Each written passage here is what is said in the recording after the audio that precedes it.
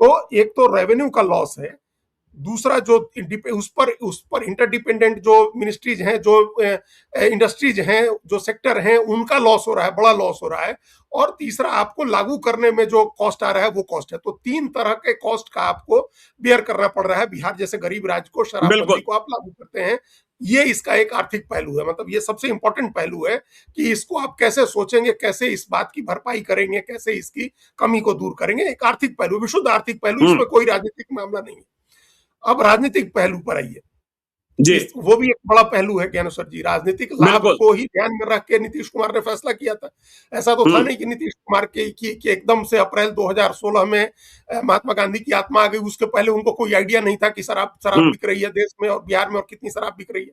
बल्कि उन्होंने ही नीतीश कुमार और सुशील मोदी का ही राजकाज था, राजपथ था कि हर मोहल्ले में, हर नुक्कड़ पर, हर चौराहे पर शराब की दुकानें किस तेजी से खुलवाई गई थी। और लोग कह रहे थे कि बिहार को उल्टा बिहार बना देंगे। देखिए उल्टा बिहार तो बन ही गया है, चाहे सूखा नशा हो, चाहे घर घर में अब तो होम डिलीवरी है। शराब खरीदने के लिए आपको दुकान नहीं जाना है, घर बैठे शराब मिल रही है। हाँ, तो मैं नीतीश कुमार ही शराब की दुकानें खोल रहे थे, गली गली, मोहल्ले मोहल्ले, गांव गांव शराब की दुकानें खोल रहे थे। तो उन्होंने बंद किया, तो इसका मतलब कि उनको लगा कि इसका कुछ राजनीतिक लाभ मिल सकता है, या वो अपनी एक लीगेसी बनाना भी उनका होगा मकसद, लीगेसी बनाना भी चाह रहे होंगे, लेकिन राजनीतिक फायदे की को उन्होंने ध्यान में रखा। तो वो राजनीतिक फायदा अभी भारतीय जनता पार्टी को भी दिख रहा है ज्ञानेश्वर। रेवेन्यू का जो लॉस हो रहा है उसका तो कहीं ना कहीं से भरपाई कर लें। क्या है, 4 लाख करोड़ का लोन है तो 5 लाख करोड़ हो जाएगा या 8 लाख करोड़ हो जाएगा। क्या करना है उसमें, कर्ज बढ़ते जाएगा।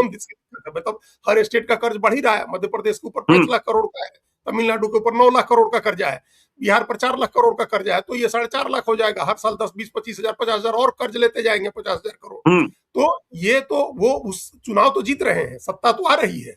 तो ये मकसद अगर है तो फिर वो बीजेपी का भी है और आरजेडी का भी है। देखिए आरजेडी कितनी होशियारी से जो है, आरजेडी नहीं कह रही है कि शराबबंदी खत्म करिए। आरजेडी के नेता इस रिपोर्ट पर ही, जो एनसीएआर की रिपोर्ट आई, इसको आज इंडियन एक्सप्रेस ने बहुत डिटेल छापा है, संतोष सिंह की रिपोर्ट है, उसमें उन्होंने सारी पार्टियों के लोगों से बात की है। तो आरजेडी के लोगों का ये नहीं कहना है कि शराबबंदी खत्म कर दीजिए। उनका कहना है कि हम चाहते हैं कि शराबबंदी को सख्ती से लागू किया जाए। इस तरह से, जिस तरह से ढीले ढाले तरीके से लागू हुआ है वैसा नहीं। तो ये तो हम लोग भी पहले कहते रहे कि दो ही रास्ते हैं, या तो आप समाप्त कर दीजिए या पूरी सख्ती से लागू करिए। लेटर एंड स्पिरिट में लागू करना जिसको कहते हैं, उस तरह से आप लागू करिए कि कहीं शराब नहीं मिलेगी, सरकार की मंजूरी के बगैर कहीं शराब नहीं मिलेगी। आप ऐसे लागू कर दीजिए।